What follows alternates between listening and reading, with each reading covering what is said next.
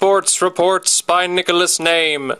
Brock Hammerspleen caught the ball and vaulted past the first line of Centaur men, managing to stay in bounds despite the fumes from the nearby sulfur traps. But he was soon drop-kicked into a row of spikes by a defensive paratrooper, who recovered the ball and ran 100 meters before slam-dunking it into the gaping maw of a killer whale for 30 bonus points.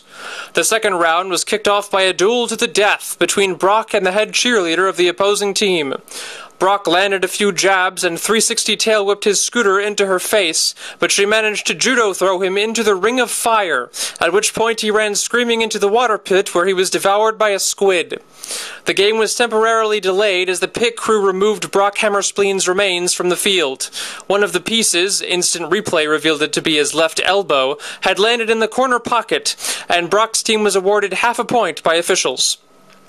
When play was resumed, Brock's co-captain, Leopold Schwanzkoffer, launched off the bouncy castle and performed a perfect quadruple axel before landing on the team mascot's neck, killing him instantly. Leopold was put into the penalty zone, but he managed to tunnel onto the field and uppercut the opposing team's ball carrier. The maneuver was deemed legal as there was nothing in the rules specifically against it. Leopold then shot a volley of flaming arrows at the opposing team, which they countered with ping-pong paddles. That left Leopold's defenses wide open, which the team's monster truck drivers were quick to take advantage of. They flew over the midfield dirt berms, plowing into Leopold's machine gun turrets and demolishing them for 70 points. Leopold then activated his hidden landmines, which resulted in a 9-car pileup and the loss of 3 rows of spectators. While hazmat crews and Zambonis cleared the field, the swimsuit round of the competition was held. Leopold's team, the Blue Weasels, scored poorly, as most of their cheerleaders had been killed during the bungee jump gymnastics earlier in the game. On the opposing team, the illegible fonts, Magnus Grrr scored an unprecedented perfect 11 for his mustache/Speedo.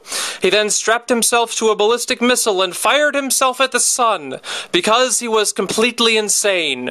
The loss of Magnus, the lead grenade catcher for his team, forced the game into sudden death. Both teams raced to their dugouts to retrieve their bladed frisbees and mount their snowmobiles.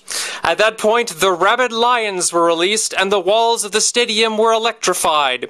Unfortunately, the illegible fonts chose that moment to use the strategic mini-nuke they had been awarded during the jalapeno eating round, and both teams were annihilated, resulting in a draw.